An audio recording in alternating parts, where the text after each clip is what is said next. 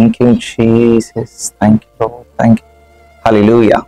దేవుని నామానికి మహిమ కలుగును గాక. ఈరోజు దేవుడి వాక్యంలోకి మనం వెళ్ళిపోదాం. ఎక్కడ ఆలస్యం చేయొద్దాం, ఎందుకంటే వాక్యము మన జీవితాలను బ్రతికిస్తుంది. వాక్యమే మన జీవితాలు బ్రతికిస్తాయి. అందుకే యేసుప్రభువు అంటాడు, మనిషి బ్రతికేది రొట్టె వల్ల మాత్రము కాదు, కానీ దేవుడు నోట నుంచి వచ్చు ప్రతి మాట వల్ల బ్రతుకుతాడండి. హల్లెలూయా.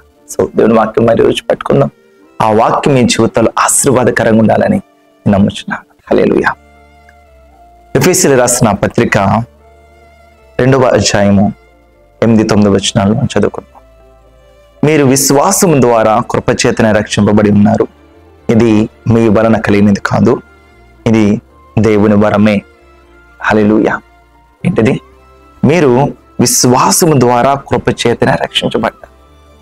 దేవుని రక్షించాడంటే నేను ఏదో గుడ్ బాయ్ అని కాదు, లేదా మీరెవరు గుడ్ గర్ల్ అని కాదు. హల్లెలూయా. దేవుడు కృపచేత రక్షించాడు.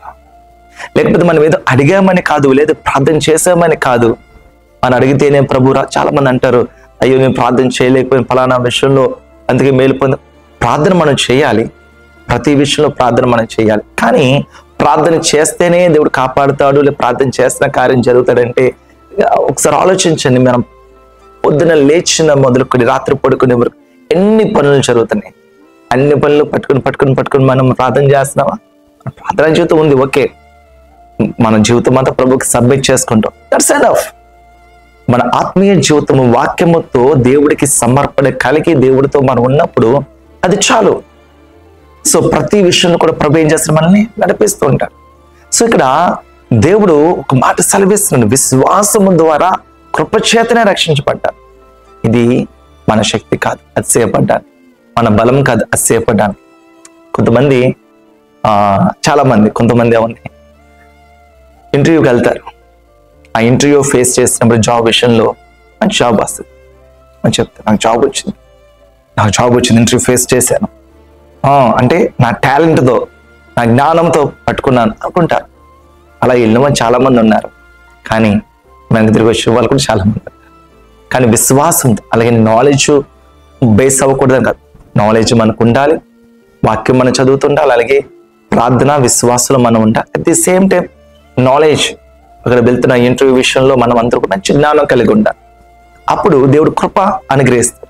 ఏ సమయంలో ఎక్కడ ఏది మాట్లాడాలో కృప అనుగ్రహిస్తున్నారు. తెలిసిన వాళ్ళు చాలా మంది మంచి జ్ఞానవంతులే, కానీ జాబ్స్ రావట్లేదు. కానీ ఎక్కడ ఏది ఎలాగ మాట్లాడాలో వాళ్ళకి తెలియట్లేదు. సో కాబట్టి ఇక్కడ ప్రభు దేని యందు కూడా మనం అతిశయపడకూడదు.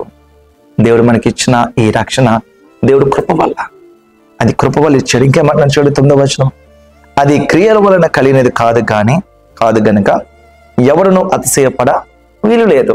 సరే, అది క్రియల వల్ల కలిగినది కాదు కాబట్టి అతిశయపడట్లేదు. అది మనం పట్టుకున్నది కాదు, మనం తెచ్చుకున్నది కాదు. నేను పొందాను బాప్తిసము, నేను మారు మనసు పొందాను. దేవుడు మాట్లాడకపోతే మనం ఎక్కడండి? దేవుడు మన హృదయం తెరవకపోతే ఎవరు అంగీకరించగలరు? ఎస్ లార్డ్, ప్రభా వారి హృదయం తెరవండి ప్రభా, నువ్వు వారి హృదయం తెరిస్తే అద్భుతం జరిగిపోద్ది. ఎస్, ఈరోజు మనము కూడా దేవుడు కృపచేత మనం రక్షించబడ్డాం. దేవుడు మనకిచ్చిన ఈ రక్షణ భయంతో, వణుకుతో, విశ్వాసం అందుకుని, ప్రభా నీ కృపచేత మమ్మల్ని నిలబెట్టమయ్యా, నీ దయచేత మమ్మల్ని నిలబెట్టాలి తండ్రి. ఆ విశ్వాసాన్ని అనుదినము కొనసాగి కృప మాకు దయచే ప్రభా. ఏదో మేము పరిశుద్ధులుగా మాకు మేముగా హెచ్చించుకోవట్లేదు, కానీ నేను తగ్గించుకొని మునుపు మేము ఎలాగైతే ఆ పాపిష్టి జీవితంలో మేము ఉన్నామో, ఇప్పుడు ఉన్న విశ్వాసంలో లేని వారు అనేక మంది నాన్న, వారు కూడా మీ సన్నిధికి వచ్చేలాగా ప్రేమతో, తగ్గింపుతో, విశ్వాసంతో ముందుకు వెళ్ళటకు కృప చూపమని ఈరోజు వాక్యం ప్రతి ఒక్కరు దేని విషయంలో కూడా అతిశయపడకుండా ప్రతి ఒక్కరి యందు తగ్గింపు, ప్రేమ కలిగి మనం ఉండేవారు. దేవుడు మనందరూ కూడా బలపరచును కాక, నడిపించును కాక, దేవుడు కొద్ది మాటలు దీవించును కాక. ఆమేన్.